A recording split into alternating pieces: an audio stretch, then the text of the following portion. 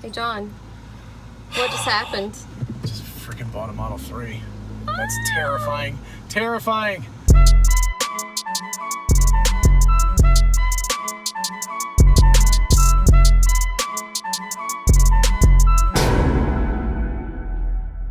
Hey y'all, it's Dr. Know-It-All. This channel is dedicated to finding out whether I really do know it all or not. If you enjoyed the video, definitely make sure you hit the like button so other people can find it, because that's how YouTube's algorithms work. And also make sure you subscribe for more of this. And don't forget to subscribe, because we are doing our subscriber giveaway right now. If you check this video up here, which I'll also link in the description, you can go ahead and, do the subscription thing. You have to do it by November 11th of 2020. So if you're watching this before then, good luck. So as you probably noticed from the intro before we got started, we actually pulled the trigger finally and got a Model 3. Oh my gosh, crazy. Can't even believe it. If you want to, I made a quick playlist here that I'll link that you can actually watch kind of the historical thing over the last several months of us coming to the decision of going ahead and purchasing a Model 3. So in addition to the Model 3, we also test drove the Model Y because we wanted to kind of compare the differences and see about replacing either our Mini or our CX-5, which I have shown many, many times, but those are the two cars we have. We ended up deciding on the Model 3, and I will talk about that afterwards. I'm going to show some video from our test drives, and a big shout out to Joe because he helped us at Tesla. Thank you so much for helping us. He was really lovely. But anyway, I'm going to do some video. If you're uninterested in the video part of it and the test drive part, I will put a timestamp in the description so you can just skip ahead to the part where I actually talk about my thoughts about afterwards. If you do enjoy that kind of stuff, then definitely stick around and watch. Here are some videos with real-time reactions of what was going on as we were doing our test drives. Anyway, here we are, Model 3. What are we doing? We're test driving both. Anyway, so we're going to drive around for a bit, and we are going to navigate to wherever they're saying, and I'm going to drive the first half, by hand, I guess. So, oh gosh, it's so weird. It's such a strange experience not to have the thing like make sounds or have to start it or anything. Damn. Kind of blows me away how fast this thing accelerates. Drives nice. The regenerative braking works really well. You have to get used to that. By the way, when you take your foot off the gas pedal, or accelerator, it slows down on its own and stops. Attempt once we get going here. I don't know if it's going to let me do it, but I'm going to attempt to engage and navigate on autopilot by double clicking the thingy down. Well, first of all, let's have some fun. Hey, there we go. All right, so now it's driving itself, which is always a terrifying thought. So I got like a finger on the steering wheel, but let's see. So I recently drove the Toyota, what was that, a Camry, when we were in Utah? And it worked okay, but it failed a lot. So it was the Corolla. Yeah, Toyota Corolla, sorry. But anyway, it had a navigate kind of thing, but it didn't work very well at all. This is clearly already doing much better because it's not failing. Now turn left. Again, not touching the brakes, and it just, oh wow, that's great. I already got it figured out. Like, Can we crawl in there? well, not this. But I am going to open up the back and try to put the seats down and see if we can actually... Let's try putting the seats down and see how much room we got. Out of curiosity. This is going to be the stupidest thing ever.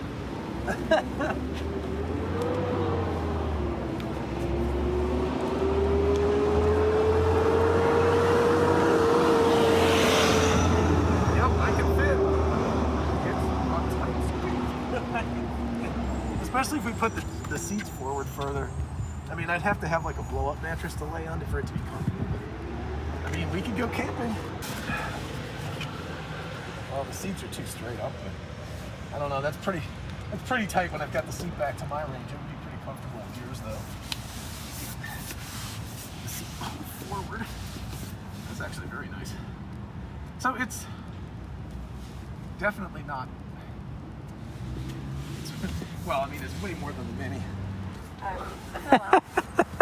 You and your phone. What do I do? Interesting. Gosh, would you hit your head? That's pretty low. I did. I went like that, and but it's because I... So you can roll it up and down to go up and down, and you can push it sideways to go sideways.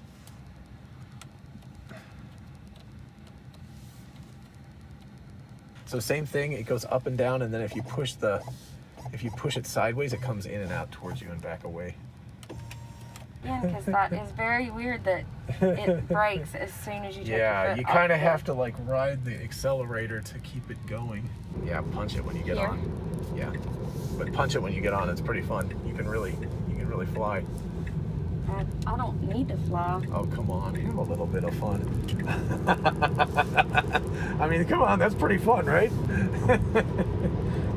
The Mini's pretty fun. You actually get to move, you know. That's true. It takes so long to spool up compared to an electric car, though. It's just like instantaneous. As soon as you press down, it goes. It's the nuttiest thing. I really like the size of this display. Do you mind this or not? That there's no What? speed limit side. There's no speedometer there.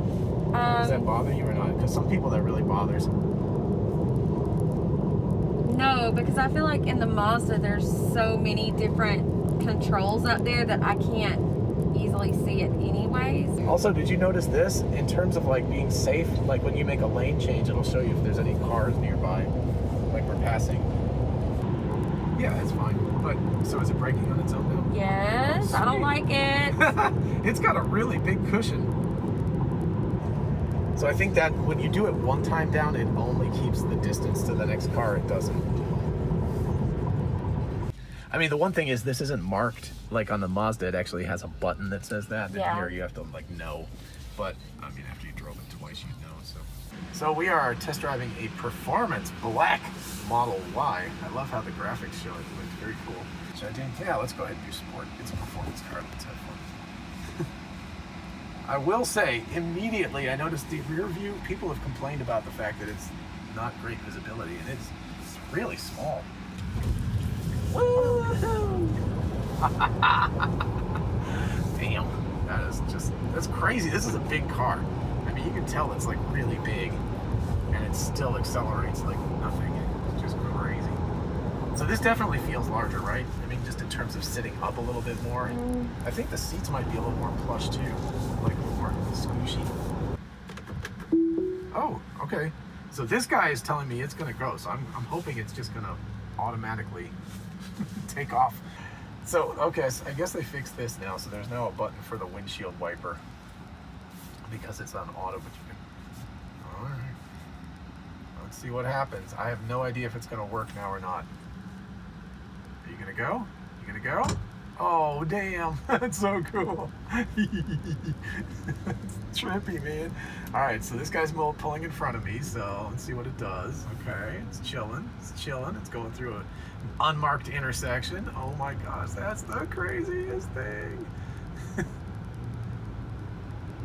Wow, I could get used to this. I think you're supposed to have a hand on there. It'll tell me in just a second. It has a little thing that says apply slate force.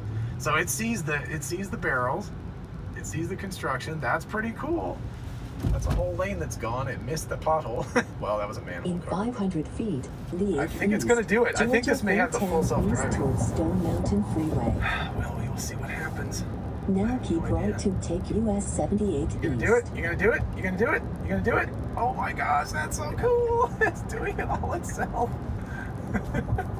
Oh my gosh, that is so trippy. I am gonna get over as soon as there's room.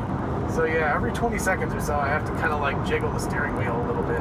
It's harder than you think actually, because the steering wheel is rather stiff, let's say. All right, let's give it a thing and see if it, oh yes, it just did that all by itself. Oh baby, that is so cool. Oh man, that's hard. It just figured out that whole thing, because that was like complicated.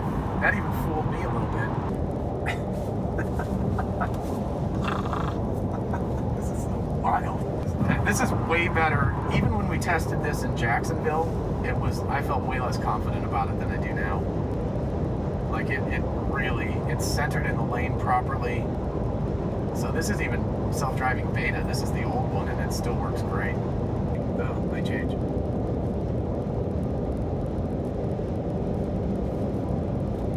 It says you have to confirm it. Oh, do I? It says confirm lane change. Okay, well, it's gonna have to wait till it gets around that truck. At least it knows. Oh, Yes, that is awesome. That's awesome. I feel like a little kid in a candy store. It's like all the best toys. Are you gonna do it? Yes, it did it all by itself. I didn't have to do anything. So navigation will be ending. It said in 600 feet. 500 feet, turn left onto Mountain Industrial Boulevard. Okay, pick a lane. Pick a lane. Woohoo! Okay, that was scary. It definitely failed. It was like, I don't know what I'm doing now. That was really fun. It was scary as hell, but it was also really fun. It was way more confidence inspiring than the earlier version, though. I mean, I felt like it felt in control the whole time until the very, very end. Car, you can open the front. Oh, check this out. Watch this. I think it actually like opens all the way up. So I think the Model 3 has that now. The new one has an automatic opener. So this is obviously a lot easier to get into because it's a SUV. Let's check it out. Let's see if it feels. Oh yeah, there's substantial, because this is set to exactly the same, and I've got like all the legroom in the world on this one. It's like, I like the no hump. yeah. Oh, there isn't. Was that in the Model 3 too? Yes. This is going to be much, much less awkward than the other one was, because I can just get in. It's honestly not that different in terms of length. I think it's almost exactly the same length.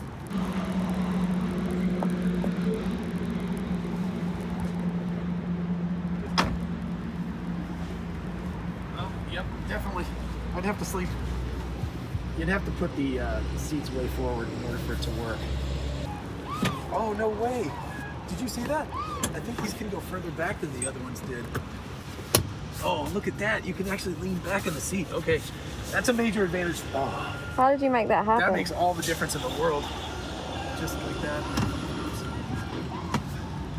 That is such a big difference.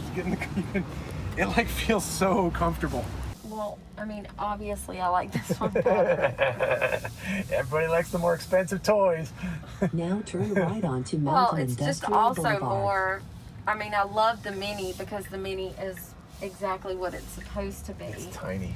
But I also love just having a vehicle that's, or In a normal 500 vehicle feet, that's just turn the size right of like to an take the Georgia SUV. 410. Yeah. US 78 Ram toward Well, Atlanta. the other option is to get rid of the Now turn CX-5 right and to get take this the guy. Georgia 410 Ram. Yeah, I feel more comfortable in this one. I don't know why. Well, we're This- up higher. We're up substantially higher than we were in the Up other car. higher, this being at this level is more, just feels more comfortable. Yeah. The seat is like, earlier I thought you were crazy because sitting there I didn't feel it, but Yeah. sitting No, I here- think this particular seat has like different. So I would quality. like to ask them if that was, Right. if this seat has just been sat in more, so it's very smooth though. It's, Yeah. Also, this has slightly different ride quality. You can feel it's like a smoother ride. It feels like driving a stick shift to some extent. Like when you take your foot off the gas, it's like more aggressive. It's like if you downshift it really hard. So obviously, if money was no object, this would be a nicer car to get. But sadly, money is an object. Yeah. So if you do it once, it goes like that, and it tells you the speed. You can roll it up and make okay, it so I faster. can do the speed, and then he said to do like how close or how far back. you Yeah, want to so right park. now I think you're really far away. So like if you go sideways, yeah. You're getting really close now. But anyway, so yeah, and then you can like set the speed up to like 75 or something and just see if it'll stay behind that other guy. So yeah, you can see it doesn't have every car, but it's got all the important ones, like the ones in the lanes next to us. And as that truck moves over, it's still got it, but it'll probably disappear in a second. See, I want it to be Yep, going it's gone. 75, and that person is so far ahead of me that Let's do it 75. Man, it's really real time. I mean, you can see when that car pulls out, it's like, yep. Although I thought that there were lights there with that bridge. Oh, that is pretty sweet. Wow, and the little lines like kind of curve. Fun. Hey, John, what just happened? Just freaking bought a Model 3. That's terrifying. Terrifying. Of course, what we actually did was put down $100. Just making a note of this. There's stock in there. There's a giant delivery truck out here. It's pretty impressive how much business Tesla is doing right at the moment. Crazy. They almost talked us into the Y. They really did. They almost. Well, they didn't talk us I was into gonna say we almost talked us into the Y. We almost talked us into the Y. We're gonna hold off on that someday the Y. But How are you feeling? a little bit freaked out. That's a lot of money. Like way more than I've ever committed to spending on anything except a house. And honestly, the other part that feels really freaky is spending that much money for a piece of software. That's some crazy level stuff right there. So I don't know. We'll see. How do you feel? I don't know. I don't get to drive. I probably will not get to drive it, so it doesn't. Well, congrats. I guess. Welcome back. So first of all, just to make a note, the Model 3 did not have the correct, well, it didn't have the full self-driving package. It just had the autopilot part of it. So it didn't do the lane changes and stuff. So I actually did more of the Model Y testing with the full self-driving, which is still the 1.x whatever version. It's not obviously the new beta. But I just want to point that out because it wasn't an apples to apples comparison, because since we didn't have the actual, full self-driving package on the 3. But anyway, so that's why you noticed that I was in the Y when I was doing most of the full self-driving testing. So why the Model 3, not the Model Y? Well, the Model Y is definitely bigger. It's definitely more comfortable. The version that we had at least was definitely more luxurious feeling. And the Y has a lot better range than what we picked. But the Y is very, very much more expensive. And full self-driving was a kind of just non-negotiable aspect. I know it's outrageously expensive, but given my interests and given what everybody on this channel is interested in, you guys want me to talk about full self-driving and vehicle autonomy and so forth. It was just a non-negotiable aspect of the purchase. So it was very important that we get full self-driving. So sacrifices had to be made to do that. We finally thought about it and we realized that the CX-5 was more or less of a Model Y. It's got a lot of new technology. It's only 2 years old. The Mini is 7 years old. It's a super duper fun car to drive. I'm actually going to be really sad to get rid of it. Actually, speaking of which, I have to sell a Mini with 95,000 miles. If you happen to live in or around Georgia in the United States, hit me up in the, with my email address and ask me, because I'll be selling it in the next couple of weeks to make room for our Model 3. But anyway, the Mini is it's just the smaller car, and it's the older of the two cars. And so it made sense to replace that one because we've already taken the depreciation on that car, et cetera, et cetera, et cetera, right? So it just made more logical sense. Plus the fact we're eventually going to get the Cybertruck probably in about 3 years, at which point we will sell the Mazda and get the Cybertruck. So we'll have 2 electric cars. What a cool future that's going to be. So the Model 3 will definitely be an upgrade to the Mini, just in the sense that we will be able to do longer road trips more successfully than in the Mini. With the caveat that we got the standard range plus, whatever they call the base model, but we basically gave up about 100 miles of range on the Model 3 in order to get full self-driving. They're more or less the same price right now. And so in order to do that, we had to give up a lot of range, but still, I looked at it last night. I was just playing around with where we could go, and we could do a trip to my parents' house, which is about 600 miles with only 2 stops. And so I feel like that's okay, right? And again, most of the time we are driving around town or back and forth to Atlanta, which in total is about 130 miles, depending on where we're going. So it just felt like it was well within the capabilities of this particular version of the Model 3. And again, the full self-driving was more important than all of the other aspects. So as my wife and I talked about, if we had had all the money in the world yesterday, we would have actually given them our 2 current cars and bought 1 Model 3 and 1 Model Y.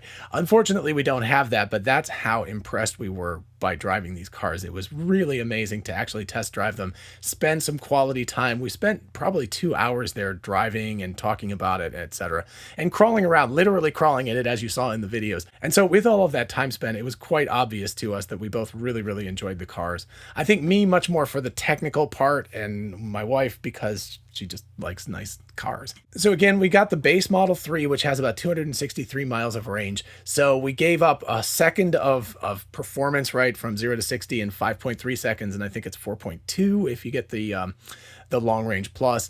And we also, of course, gave up a lot of range in the car in order to get full self-driving, which was an even trade. But, you know, but full self-driving, again, like I said, was the main reason that I wanted to purchase the car now. Although I have to say that for a long time, I have really loved electric cars, and I feel like they're the future, and they're much more environmentally conscious if you're buying a new car. Conscientious, maybe, is the right word. So it's a good feeling to purchase a car that's not going to be actually burning gasoline as we drive it. And of course, I'm going to test the heck out of the full self-driving. I mean, stay tuned. I think the next episode I release is going to actually relate to how I plan on testing it. So I'll talk about that really, really soon. And I'm going to have like videos where I really put the thing through its paces, especially hopefully we're going to get the car sometime in mid-December, and the plan is hopefully that new beta will be a public beta by the time we get the car, or really soon afterwards. So hopefully I'll be able to really start testing that new version out. I already have a torture route in my head for how I'm planning on doing it. Athens has some terrible roads, so it'll be a good test of full self-driving 1 and 2. Yup. That is narrow, that is blind, that is nasty. So anyway, the 3 is the right choice for us. My wife actually said, you look like a grandpa in that car. And I was like, well, kind of with the gray hair, I guess I look like a grandpa anyway. But regardless of whether I look like a grandpa, I'll be a cool grandpa in the car. So there we go. That's okay. How was the process? The process, as I said before, was fantastic. Joe Kujan, who was the Tesla employee there, was super, super helpful.